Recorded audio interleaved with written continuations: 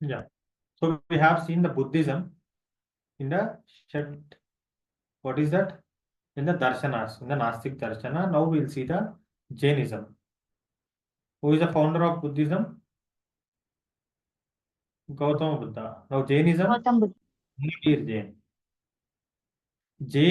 Jainism is the meaning the religion by Jin. Those who are followers of Jain are called as Jains. The word Jin means that who own his mind, speech, and his work.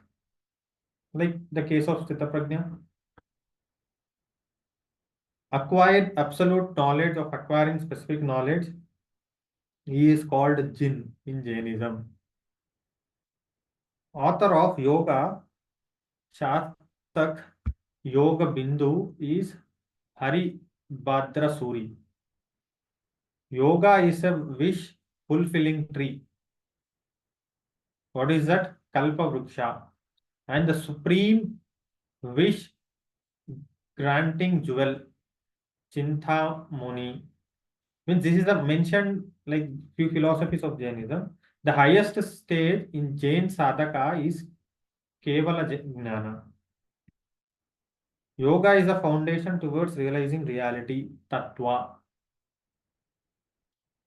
Who is the founder? As we discussed, it is Mahavir. The motto of Jainism is Paraspara Paropa Graho Jivanam, means the functions of souls is to help one another. This is associated with the idea of good deeds and it is incorporated with the main principles of Jainism. Here we are talking about souls. Do you remember the famous one? That in me, that in you. Have you listened this? You type in YouTube and see. Very good philosophy. So, so I have it written. One of my friends sent me very recently. It's from one of the. I have it. I'll read it out.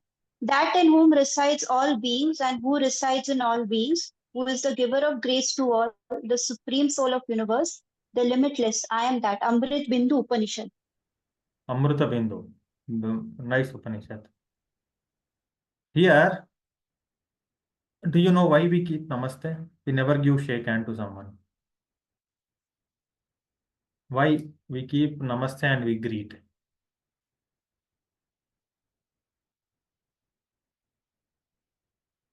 It is as a reverence that the divine also is within them and within us. So the divine in me bows to the divine in you. Right.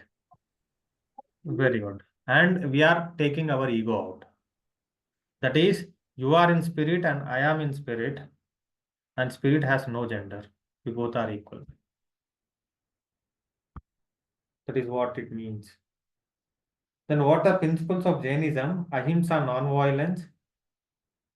Anekantavadi, non-absolutism, all-sided. Aparigraha, non-possessiveness, non-attachment. Svadvada. See, this is few philosophies that mentioned. Svadvada is a doctrine of Jainism. It is a philosophy of seeing an individual or an object from various points of views. Try to understand them and acquire the right knowledge of those things. This is a beautiful. The etymology of Svadvada comes from the two root words. Shat, maybe, Vada means assertion. Placed together becomes assertion of what may be the assertion of possibilities. See, this will open up your different dimensions. You see things in different ways. The Sanskrit uh, etymology root is perhaps or maybe, but in the context of it, Shetvada is in some ways or a perception. Means it will understand you in different perception. The Jain theory of Shetvada is manifested in the process of Sapta Bagni, means sevenfold predications. So we have seven. different kinds of views. We will see that first one is Hasti. Hasti Nasti means Hasti means something is there. Nasti means something is not there. Hasti in some ways it is. Nasti in some ways it is not. Hasti Nasti means some ways it is and some ways it is not. Hasti Avyakta Vyaha. In some ways it is and it is indesirable. Nasti Avaktavya means in some ways it is not and it is indesirable. Asti Nasti means in some ways it is and some ways it is not indesirable. Avyaktha Vaha means in some ways it is desirable. Just understand it. We'll see with an example. Predications in English as follows. The first one, Hasti means perhaps or maybe it is. Nasti means perhaps or maybe it is not. Third one, perhaps or maybe it is or it is not. Perhaps or maybe it is indeterminate or indescribable. Perhaps or maybe it is and also indeterminate or indescribable.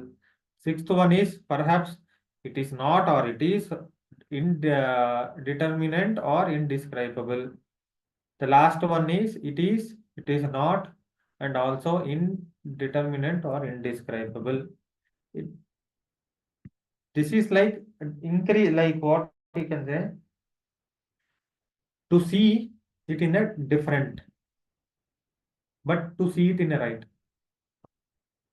It will enhance your perception or the thinking capacity.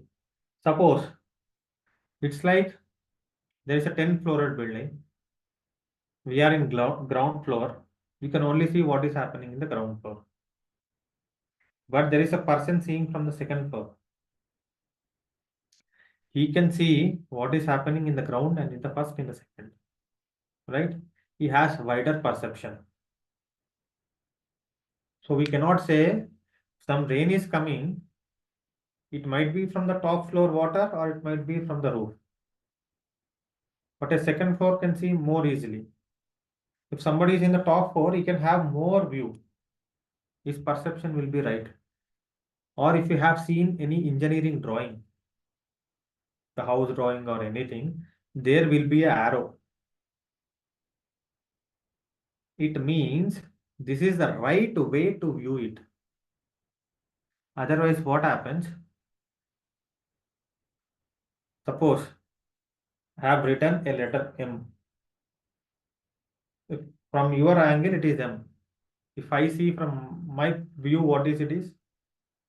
What it becomes? W. If somebody is seeing from the side,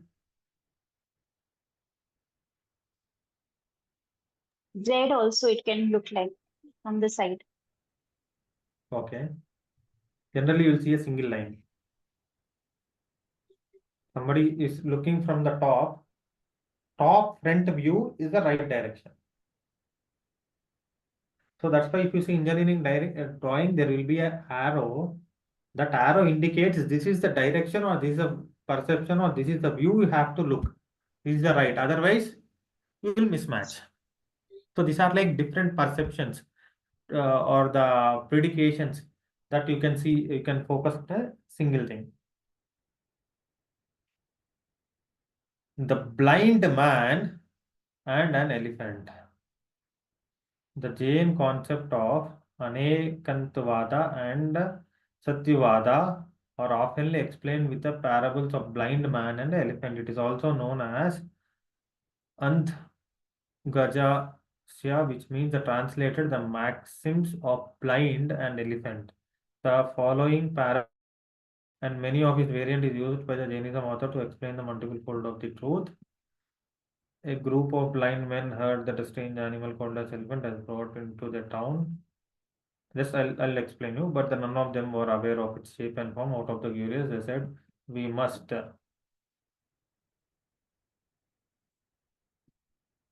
Just listen.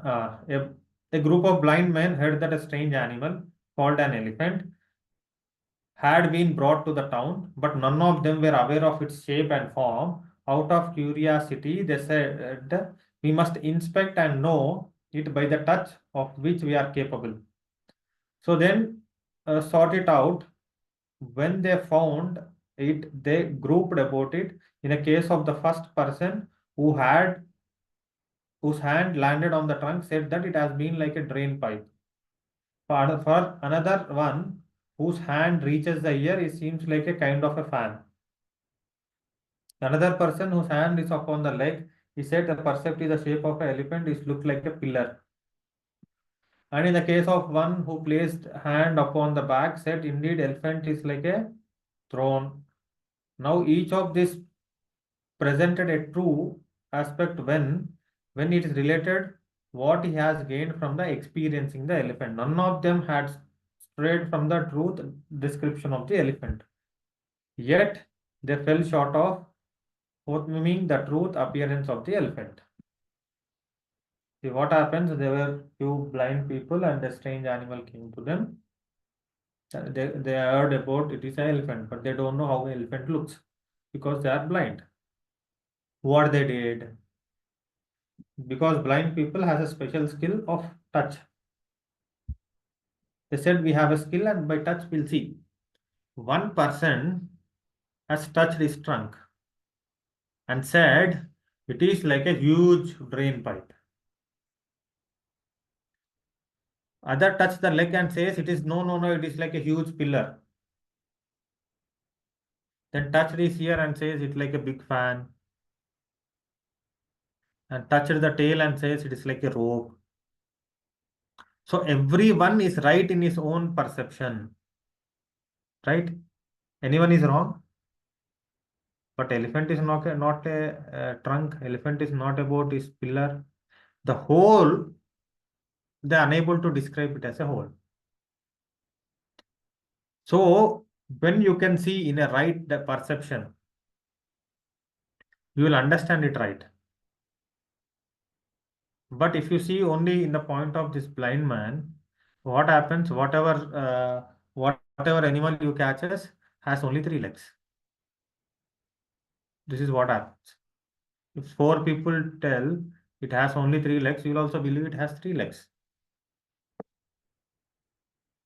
You don't know what is exact. That's why perception is very important. Yoga will change your perception. Everyone is right, no one is wrong. Everyone is right in their own perception, but overall, they are. Got it? I think Preksha then is there in your syllabus. The word Yes, sir, Preksha it's is there. What? page 11. Preksha, it's there. Preksha Dhyana, Yeah, it page derives from 11. the root is ikka, which means to see. When the prefix pra is added, it becomes praiksha, becomes preksha, which means perceived carefully or profoundly. Here, seeing does not mean external vision, but carefully concentrating on subtle consciousness by the mental insight. Got it? The problem is, those days language were different, people habits were different. Huh? They mean seeing means they mean concentrating inside, but now seeing means seeing with the eyes. So it depends. The only thing is we have to have little common sense to what people are saying, then we can do great things. It's a system. What is it? It's a system of meditating, engaging one mind fully in the perception of subtle internal and intent phenomena of consciousness. It is like it has 7 steps. Each step is complex, complete in itself. Through they share a set of similar exercises and mantra chanting and resolve making. Different emphasis on each set, but similar final conclusions and results. Main aim is to purify mental states to establish peace, balance, and well-being in the life. You can do practical when you have in the practicals. You can do it. Practice should start with a chanting of Aham 9 times to form armor, means protected around the practitioner, which protects from the evils and obstacles. This is what you have to start with Om, they call it as Aham, so that it will protect you. Kayotsarga means deep relaxing with self-awareness. Antaryatra, the journey within. Swasa Preksha, perception of breathe. Sharira Preksha, perception of the body. Chaitanya Kendra Preksha, perception of the physical centers. What is the physical centers? Shakti Kendra, energy or the Kundalini. Swasthya Kendra, gonads. Tejasa Kendra, bioelectrical or navel area, adrenal gland. Ananda Kendra, bliss, heart, thymus. So these are nothing but like chakras, the Mooladhara, Swadhisthana. You can see the areas. Vishuddhi, Ananda, heart. Next, Vishuddhi, purity, throat, thyroid. Darshana Kendra, institution, the eyebrow center, pituitary. Jyoti Kendra, enlightened. Jnana Kendra, wisdom, top of the head. Leksha Dhyan, perception of the psychic plus. Anupeksha, contemplative meditation. We know that we have Shat chakras and Sahasrara is one. Mooladhara, Swadhisthana, Manipura, Anahata, Vishuddhi.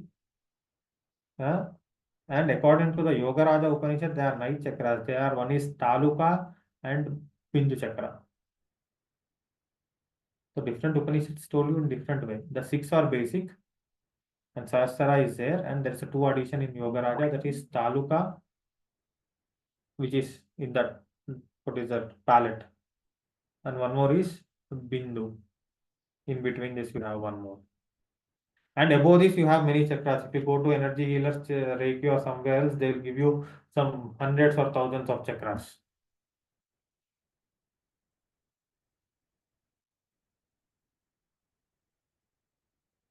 Kayotsarga means to give up one's physical comforts and body movements. Abandonment of the body through complete relaxation. Normally, the entire practice is done in sitting position. The practice claims the nervous system, treats psychosomatic illness, recharges the body and the mind, and cultivates positive attitude and behavior. There will be a maximum movement of the body, minimum activity of the speech and mind after getting established in Kayotsarga. Means what we are doing, minimum movement of body, activity of speech and mind. Will get into a complete relaxed state. The main aim of the practice of Preksha Dhan is to purify the emotions, psychic, consciousness, and realization of the self. When the mind is cleansed, peace of mind automatically surfaces. So here ends your Jainism, very small topic. So we don't have to do these others in details, Antaratra, Shwasa Preksha, Sharira Preksha, in details. Practical, whatever is there in practical, you can go with that. They will not ask much about it. For your own practice, you can do it. If they ask any one question, you should be able to explain it. But sir, Okay, in MCQs the it will Viva. come. Maybe one, hardly one question from Jainism and Buddhism. So we don't have to really like in detail study all these 7, sir. And you should have just idea. No. Just you have idea, that is enough. And anyway, you'll have that pre-examinations so that you'll get more clarity. Because what happens, each that institute will give you different kind of questions. That Meenan sir will explain you better. Sir, I had another question. You told that Buddhism, Jainism, and Charvakism, they don't believe in supreme being or God. No, Vedas. They don't believe in Vedas, but they believe in God.